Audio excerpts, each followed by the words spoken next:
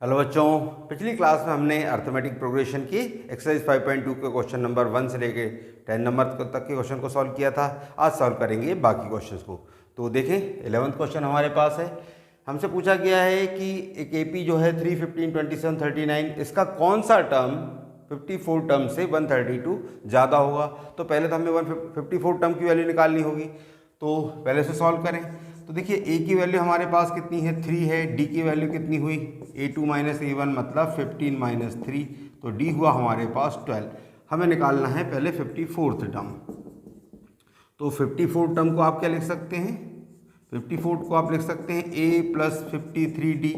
तो A की value 3 plus 53 into D की वैल्यू है 12। सो 3 प्लस मल्टीप्लाई करें, 12 3 ज़ा 36 कैरी हुआ 3 और 12 5 ज़ा 60 प्लस 3 63, तो ये हुआ 639। तो ये तो हमारे 54 टर्म की वैल्यू है। अब जो हमारा an होगा वो एक्चुअल कितना होगा, इस 639 से भी 132 ज़्यादा, तो इसे प्लस कर दें तो 9 प्लस 2 हुआ 11, कैरी हुआ 1, 3 प्लस 3 6 प्लस 1 7 और 6 प्लस 1 7, मतलब हमारे an की वैल्यू होगी 771 और n हमें फाइंड करना है। तो अगेन फॉर्मूला क्या था an का, a plus n minus 1 into D. तो ये हुआ 771 इक्वल ए की वैल्यू हमारे पास थी 3 प्लस n माइनस 1 और डी की वैल्यू क्या थी, ये थी 12। चलिए 3 को ट्रांसपोज करें तो ये होगा 771 माइनस 3, यहाँ पर बचेगा n माइनस 1 इंटू 12। 771 में से 3 माइनस करा, ये हुआ 768 और इस 12 को भी डिवाइड में ले आइए अपॉन 12 इक्वल हुआ n माइनस 1। तो 12 6 ज़ा 72, रिमाइंडर हुआ आपके पास 4, 12 4 ज़ा 48, तो 64 हुआ। n माइनस 1 की वैल्यू 1 को ट्रांसपोज करें तो 64 प्लस 1 इक्वल n, मतलब n हुआ हमारा 65, यानी कि जो हमारा 65th जो टर्म होगा वो कितना होगा, 54 टर्म से 132 ज़्यादा। तो ये आया हमारा आंसर 65। चलिए देखते हैं next question. Next question, question number 12। Question number 12 में हमसे कहा गया है कि दो डिफरेंट एपीज हैं जिनका कॉमन डिफरेंस कैसा है, सेम है, और उनके दोनों के 100 टर्म्स का डिफरेंस अगर 100 है तो 1000 टर्म्स का डिफरेंस कितना होगा वो बताना है। अब नॉर्मली बच्चे क्या कहते हैं, अगर 100 टर्म्स का डिफरेंस 100 है तो 1000 टर्म का डिफरेंस कितना होगा, 1000 होगा। ये गलत है। अब कैसे गलत है इसे देखते हैं। देखिए मान लेते हैं कि कॉमन डिफरेंस हमारे पास डी है,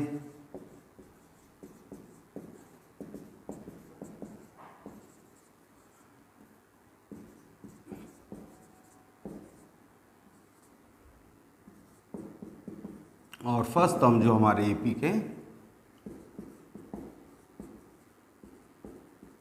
इसको मान लेते हैं पहले वाली का ए और दूसरी कैपिटल ए, दूसरी एपी का स्मॉल ए। अब अगर हम बात करें तो फॉर फर्स्ट एपी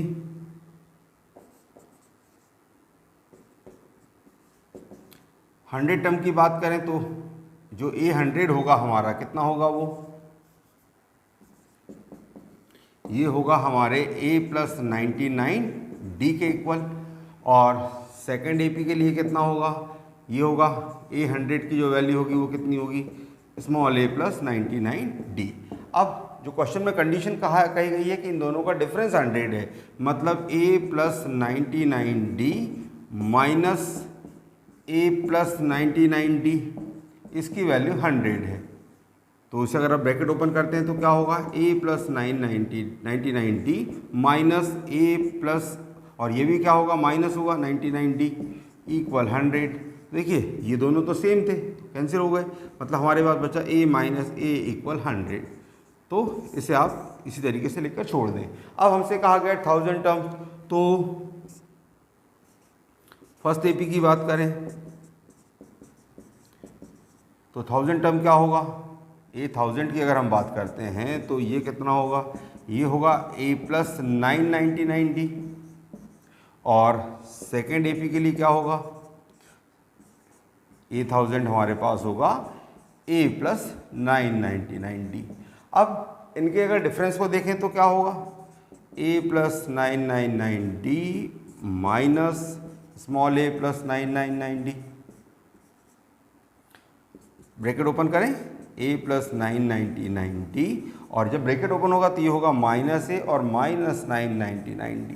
तो देखिए ये दोनों पार्ट हमारे कैंसिल हुए। अब ये बचा हमारे पास a माइनस ए, और a माइनस ए की वैल्यू क्या देखी थी हमने, ऑलरेडी 100 निकाल चुके थे, तो इसका डिफरेंस भी कितना आएगा 100। तो हमारे 1000 टर्म का डिफरेंस भी 100 होगा, 1000 नहीं होगा। चलिए देखते हैं नेक्स्ट क्वेश्चन। क्वेश्चन नंबर 13 में हमसे पूछा गया है how many 3 digit numbers are divisible by 7। 3 digit वाले कितने नंबर है जो 7 से डिवाइड होते हैं। तो अगर हम बात करें नॉर्मली तो हमारा सबसे पहला 3 डिजिट का जो नंबर होगा वो कितना होगा 100 होगा, और सबसे बड़ा नंबर कितना होगा 999। तो ये तो हमारे 3 डिजिट नंबर हुए, यहाँ से स्टार्ट हुआ और यहाँ पर एंड हुआ। लेकिन हमको नंबर्स कौन से चाहिए जो 7 से डिवाइड हो। तो जो सबसे पहला नंबर हमारा जो 7 से डिवाइड होता है वो होता है 105, और जो सबसे लास्ट नंबर हमारा 7 से डिवाइड होने वाला कितना हुआ 994। अब इनका ये मतलब हमारा फर्स्ट टर्म हो गया, ये हो गई a की वैल्यू, ये हो गई हमारी an की वैल्यू, और डिफरेंस हमारा हमेशा कैसा होगा सेम होगा, कितना 7, क्योंकि हम 7 से डिवाइड कर रहे हैं तो d की वैल्यू 7। कितने टर्म्स हैं ये बताना है, तो n की वैल्यू फाइंड करें। फॉर्मूला क्या था, an equal a plus n minus 1 into D. तो यहाँ रख दीजिए 994 इक्वल 105 प्लस n माइनस 1 और d की वैल्यू 7। ट्रांसपोज करें 994 minus 105 equal n minus 1 into 7। तो ये 14 माइनस 5 हुआ 9, यहाँ बचा हमारे पास 8, और ये हुआ 889 इक्वल n माइनस 1 इंटू 7। 7 को डिवाइड में ले आए, 889 अपॉन 7 इक्वल n माइनस 1। 7 से डिवाइड करें, 7 1 जा 7, 7 2 जा 14 एंड 7 7 जा 49। तो n माइनस 1 की वैल्यू हुई हमारे पास 127। तो वैल्यू n की चाहिए 127, और 1 को भी ट्रांसपोज कर दीजिए, हुआ +1, तो n इक्वल हुआ 128। So this is our answer. चलिए देखते हैं नेक्स्ट सम। हमारा क्वेश्चन नंबर 14 जो है वो भी हमारे बिल्कुल 13th क्वेश्चन जैसा है। हमसे पूछा गया है कि 10 और 250 के बीच में 4 के कितने मल्टीपल्स हैं। तो अगर हम 10 और 250 के सबसे पहले मल्टीपल की बात करें, मतलब a की बात करें, तो कितना होगा 12 होगा, और 250 से जो छोटा हमारा नंबर 4 से डिविजिबल होता है वो होता है 248। तो an की वैल्यू हो गई 248। हम 4 के टेबल से बार डिवाइड करना चाह रहे हैं, मतलब हमारे पास जो d की वैल्यू हुई 4, हमें निकालना है n। तो क्या था formula, an equal a plus n minus 1 into D. Value put कर दें, ये हुआ 248 equal 12 plus n minus 1, D की वैल्यू हमारे पास 4, ये हुआ 248 minus 12 equal n minus 1 into 4, ये हुआ 236 इक्वल n माइनस 1 इंटू 4। अब इस 4 को डिवाइड में ले आइए, को नीचे ले आइए, तो ये हो गया 236 अपॉन 4 इक्वल n माइनस 1। 4 5 जा 20, रिमाइंडर 3, 4 9 जा 36, मतलब n माइनस 1 कितना हुआ, ये हुआ 59। तो n कितना होगा 59 प्लस 1 यानी 60। तो 4 से डिविजिबल कितने नंबर हुए 10 और 250 के बीच 60 नंबर। देखते हैं next sum. Next question, question number 15। Question number 15 में उनको 2 एपीज दी है, डिफरेंट एपीज है। पहली एपी है 63, 65, 67। सेकेंड एपी है 3, 10, 17। हमें बताना है कि n की कौन सी वैल्यू होगी जिसके लिए दोनों के an कैसे होंगे, इक्वल होंगे। तो हम क्या करें, जो हमारे पास एपी है उसके अकॉर्डिंग पहले तो an निकालते हैं। तो हमारे पास चूंकि n की भी नहीं मालूम है, तो an जिस फॉर्म में आ रहा है उसी में निकाल लें। तो यहाँ पर a की वैल्यू कितनी है 63 है। d की वैल्यू की बात करें तो ये होगी 65 माइनस 63 यानी हुआ हमारा 2। इस में बात करें इस AP में, तो यहाँ पर हमारे पास में a की वैल्यू हुई 3, d की वैल्यू हुई 10 माइनस 3 यानी कि 7। अब इस AP का an क्या होगा, फॉर्मूला तो यही है हमारा कि a plus n minus 1 into D. तो जो हमारे पास है उसे पुट कर दें, तो ये हुआ 63 प्लस n माइनस 1 और d की वैल्यू हुई 2 यानी 63 प्लस इंटू कर दें 2n माइनस 2, मतलब 63 में से 2 को माइनस कर देते हैं तो ये हुआ 61 प्लस 2n। ये हुई हमारी फर्स्ट एपी का an। सेकेंड टाइम में ये n कितना होगा, a मतलब 3 प्लस n माइनस 1 और d की वैल्यू है 7, तो 3 प्लस इंटू करें 7n माइनस 7। तो 3 माइनस 7 क्या हुआ, ये हुआ -4, तो -4 प्लस 7n। अब हमसे क्या कहा गया है कि ये an और ये an दोनों कैसे हैं, इक्वल है, तो हम इनको इक्वल रख देते हैं। तो वैल्यूज़ को इक्वल रखने पर क्या मिलेगा, 61 + 2n = -4 + 7n। इसे ट्रांसपोज करें, 61 और ये -4 यहाँ कर बना +4 = 7n - 2n। तो 61 + 4 हुआ 65, ये हुआ हमारा 5n। n की वैल्यू चाहिए, 5 डिवाइड में ले आइए, तो 65/5 = n। तो n आ गया हमारे पास 13। तो ये रहा हमारा सॉल्यूशन। 13 टर्म जो होगा इन दोनों एपीज का कैसा होगा, सेम होगा। चलिए देखते हैं नेक्स्ट क्वेश्चन। क्वेश्चन नंबर 16 में हमसे कहा गया है कि एपी का जो थर्ड टर्म है वो कितना है, 16 है, और जो 7 टर्म है वो फिफ्थ टर्म से 12 ज़्यादा है। हमें एपी बताना है। तो जो दिया है, मतलब हमारे पास थर्ड टर्म यानी A3 की वैल्यू कितनी दी है, 16 दी है। और दूसरी बात हमसे क्या कहा है कि जो 7 टर्म मतलब A7 जो है वो कैसा है, फिफ्थ टर्म A5 से 12 ज़्यादा। तो A7 को आप लिखें A + 6D इक्वल हुआ A5 मतलब A + 4D, इससे 12 ज़्यादा तो +12। ट्रांसपोज करें, A - A + 6D - 4D = 12। तो ये तो कैंसिल हुए, 6 - 4 क्या हुआ, 2D = 12। तो D कितना हुआ, 12/2, यानी D हमारे पास हो गया 6। तो ये रही हमारी वैल्यू D की। अब इसे हम पुट कर देते हैं इस इक्वेशन में। तो यहाँ पर क्या होगा, A + 2D = 16 था, तो A + 2 × 6 = 16। तो A + 12 = 16। तो A कितना हुआ हमारा, 16 - 12, यानी A हो गया हमारे पास 4। तो ये हुई A की वैल्यू, ये हुई D की वैल्यू। तो पहला टर्म हमारा हो गया A 4। फिर A2 क्या होगा हमारे पास, A + D यानी कि 4 + 6 मतलब 10। A3 क्या होगा, A3 होगा हमारे पास A + 2D मतलब 4 + 2 × 6, सो 4 + 12, तो ये होगा 16।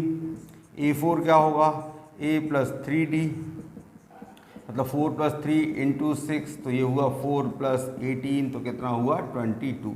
तो हमारी AP क्या होगी, ये होगी 4, 10, 16, 22 एंड सो ऑन।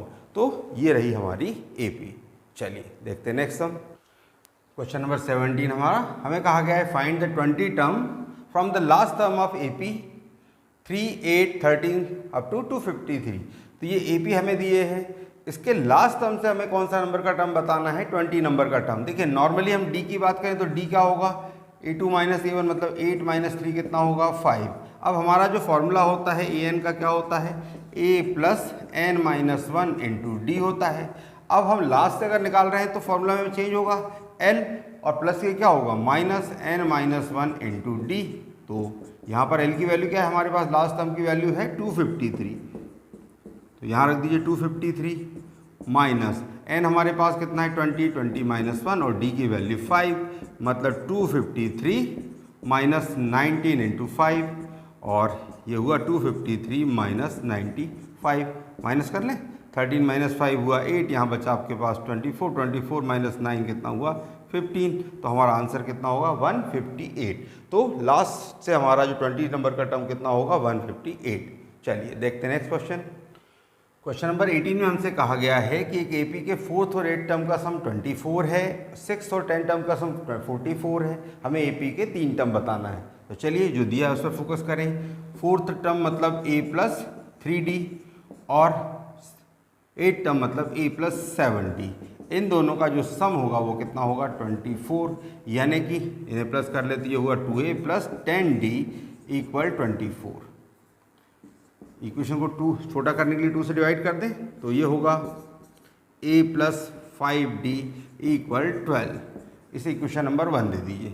और क्या कंडीशन दी है, 6 एंड 10 टर्म, 6 टर्म मतलब A + 5D, 10 टर्म मतलब A + 9D। इनका जो सम है ये है 44, यानी कि ये हुआ 2A + 14D, ये 44 है। अगेन इसे भी हम क्या करें, छोटा बनाने के लिए 2 से डिवाइड कर दें, तो ये होगा A + 7D = 22। अब हमारा जैसे हमने लीनियर इक्वेशन 2 वेरिएबल्स को सॉल्व किया वैसे सॉल्व कर लेते हैं। A + 5D = 12 and A + 7D = 44।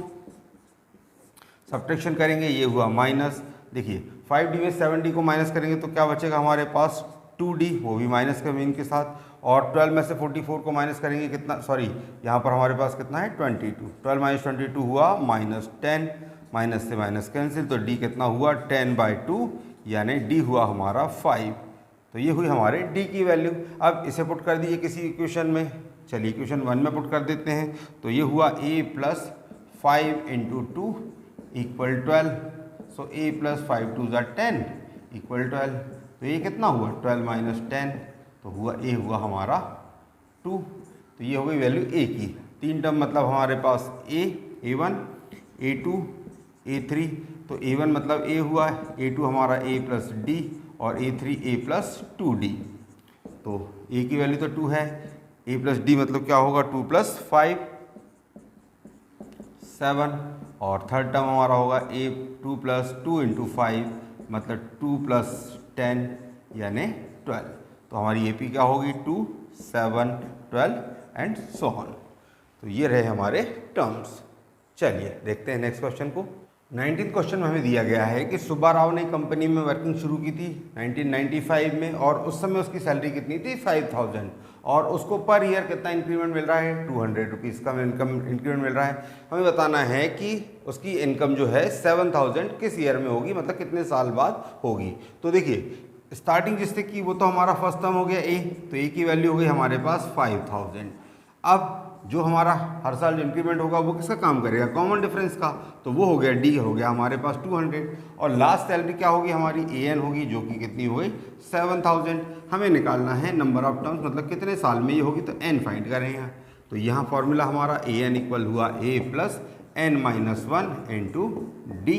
तो n-1 × डी मतलब कितना हो गया आपके पास में, यहाँ पर ए एन की वैल्यू हो गई 7000 = 5000 + n-1, डी की वैल्यू है 200। ट्रांसपोज करें, ये हुआ 7000 - 5000 = n-1 × 200। 7000 - 5000 हुआ 2000। अब इसे डिवाइड कर दिए 200 से, इक्वल हुआ n-1, तो ये आपका कैंसिल हुआ 10 टाइम्स। तो n-1 इक्वल हुआ 10, मतलब n इक्वल कितना होगा 10 + 1 यानी कि 11 ईयर। तो 11 ईयर्स के बाद उसकी सैलरी कितनी होगी 7000, मतलब 1995 से उसने काम स्टार्ट किया, तो 11 ईयर के बाद कितना होगा 2006 में उसकी सैलरी जो है वो कितनी हो जाएगी 7000। ये रहा हमारा आंसर। चलिए देखते हैं नेक्स्ट सम। 20th क्वेश्चन में हमसे कहा गया है कि रामकली जो है वो क्या करती है, सेविंग स्टार्ट करती है, और फर्स्ट वीक में जो सेविंग उसकी है वो कितनी रुपीज़ है 5 रुपीज़ से स्टार्ट करती है, और हर वीक वो कितना इंक्रीज़ करती जाती है, उसको 1.75 रुपीज़ इंक्रीज़ करती है। और बताना है हमें कि उसकी जो सेविंग है वो 20 रुपीज़ 75 पैसे कब होगी, ये हमें बताना है। उसकी मतलब उनकी सेविंग का टाइम पीरियड बताना कितने हफ्तों में होगी। तो देखिए यहाँ पर जो ए की वैल्यू ये कितनी हो गई हमारे पास में, ये हो गई 5, डी की वैल्यू कितनी हुई 1.75, और जो हमारा ए एन होगा वो कितना हो गया 20.75। बताना है एन की वैल्यू। तो फॉर्मूला था ए एन का a + n-1 × डी। तो ए एन की जगह पर हम पुट कर दें 20.75 = ए की जगह पर 5 + n-1 × डी की वैल्यू 1.75। चलिए इसे ट्रांसपोज करें, तो ये हुआ 20.75 - 5 = n-1 × 1.75। अब 20.75 में से 5 अगर माइनस करें तो क्या होता है 20.70। अगर आपको ऐसा लगा तो ये आंसर आपका रॉन्ग है। क्या होगा, आंसर होगा हमारा 15.75। अभी भी कुछ बच्चे ऐसे हैं जो कंफ्यूज होते हैं डेसिमल में, तो आपको ध्यान रखना है कि डेसिमल के नीचे डेसिमल रखना है। अब यहाँ पर 5 के बाद आपको डेसिमल नहीं दिख रहा है, तो आप यहाँ क्या एज्यूम करेंगे 5.00। तो 20.75 में से आप क्या माइनस करेंगे 5.00, तो वैल्यू होगी कितनी 15.75 = n-1 × 1.75। अब देखिए इसे हम नीचे ले आएँ, तो ये हुआ 15.75 / 1.75 = n-1। अब डेसिमल यहाँ भी एक नंबर के बाद है, डेसिमल यहाँ भी डेसिमल यहाँ भी 2 डिजिट के बाद है, डेसिमल यहाँ भी 2 डिजिट के बाद है, दोनों आपस में कैंसिल हो गए, तो नंबर हुआ 1575 / 175। तो इसे हम डिवाइड करेंगे तो ये कितनी बार में होगा, ये होगा 9 टाइम्स में, मतलब n-1 की वैल्यू कितनी होगी 9, तो n की वैल्यू कितनी होगी 9 + 1 यानी n हो गया 10। तो 10 वीक्स के बाद 10 सप्ताह में उसकी इनकम कितनी होगी 20 उसकी जो सेविंग होगी वो कितनी होगी 20.75। तो ये था एक्सरसाइज का लास्ट क्वेश्चन। आई होप आपको एक्सरसाइज पूरी समझ में आ गई होगी। अगर आपको एक्सरसाइज समझ में आ गई, वीडियो पसंद आई है तो इसे लाइक करें, दोस्तों के साथ शेयर करें और चैनल को सब्सक्राइब करना बिल्कुल ना भूलें। Thank you.